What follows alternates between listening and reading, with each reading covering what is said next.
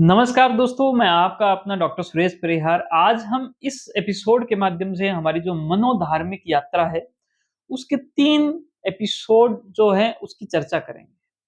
मनोधार्मिक यात्रा का दूसरा जो एपिसोड है वो ये कहता है कि हमारा जो कर्म का जो सिद्धांत है, जो कि हिंदू धर्म के अंदर एक बहुत ही बड़ी साइकोलॉजी है, कर्म का सिद्धांत, ये कर्म का सिद्धांत जो है, वो मनोविज्ञान के बिहेवियरल साइकोलॉजी के साथ में जुड़ा हुआ है। इस साइकोलॉजी के हिसाब से कर्म को बिहेवियर कॉन्सिक्वेंसेस के माध्यम से आप जोड़ सकते हो। और इसमें कहा गया है कि जैसा कर्म करेगा वैसा फल देगा भगवान। ये बात जिस प्रकार से कही गई है, ये बात इस बात पे निर्भर करती है कि अगर आपके कर्म अच्छे होंगे, तो आपको पुण्य की प्राप्ति होगी। अगर आपके कर्म खराब होंगे, तो आपको पाप मिलेगा।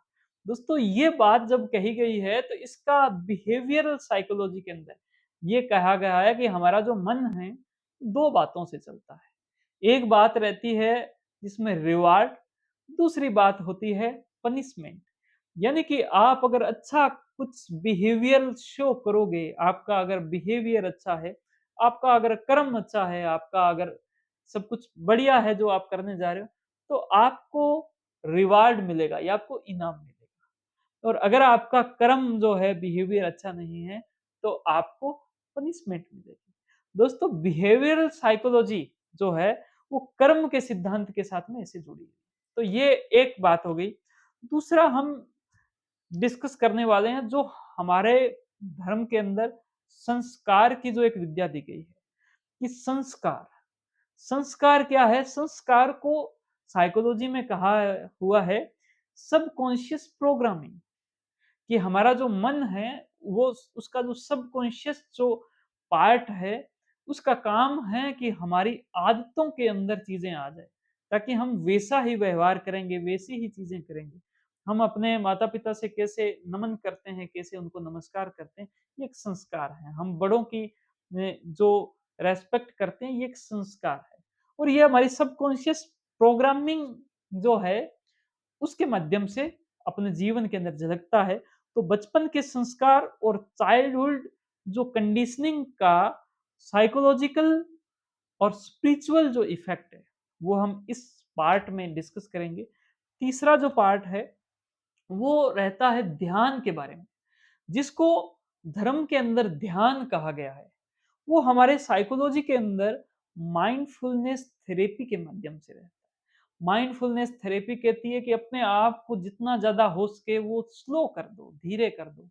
अपने आप को आस-पास की चीज़ों से जोड़ लो। यहाँ तक जोड़ लो कि आपको महसूस होने लग जाए कि अब तो मैं साँस ले रहा हूँ और अब मैं साँस छोड़ रहा हूँ। आप इतना महसूस कर लो अपने आप। जब आप इतना महसूस कर लेते हो, तो आप एक माइंडफुलनेस की स्टेट में पहुँचते हो। वो स्टेट ये कहती है कि आपके माइंड के अंदर कितने विचार आए और कितने विचार गए। इन विचारों का भी आप पता लगा सकते हो बिल्कुल उसी प्रकार से जैसे कोई इंसान आपके शरीर से बाहर खड़ा है। बाहर से आप अपने आप को कैसे देखते हो, बड़े ही शांत स्वभाव से, वैसे ही आप देख सकते हो। और ये ध्यान की साइकोलॉजी है।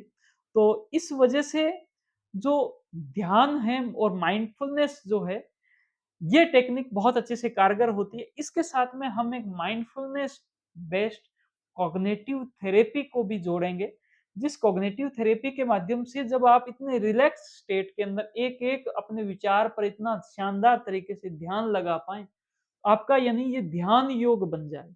जब ध्यान योग बन जाता है, तो उन विचारों को जो विचार आपके थोड़े-से गड़बड़ हैं, उन विचारों को पकड़ा भी बहुत अच्छे से जा सकता है और इन विचारों को पकड़कर ठीक भी किया जा सकता है। बिल्कुल उसी प्रकार से जैसे कोई एक न्यूरोसर्जन है, वो बहुत ही ध्यान से, बहुत ही आराम से ब्रेन की सर्जरी करता है, वहाँ पर जो नाड़ी खराब हो, उसको वो बहुत अच्छे से पकड़ता है और उस नाड़ी को वो ठीक कर देता है कि लो भी अब वो नाड़ी बढ़िया काम करने लगी। तो ऐसी सर्जरी हम बिना कुछ चीर-फाड़ के बहुत अच्छे से आपके माइंड की कर सकते हैं इस ध्यान योग से। और इसी के साथ में मैं ये जो मनोधार्मिक यात्रा है, इसका ये जो वीडियो है वो पूर्ण करता हूँ, जिसमें हमने कुछ टॉपिक आप तक पहुँचाने की कोशिश की। थैंक यू, जय हिंद, जय भारत।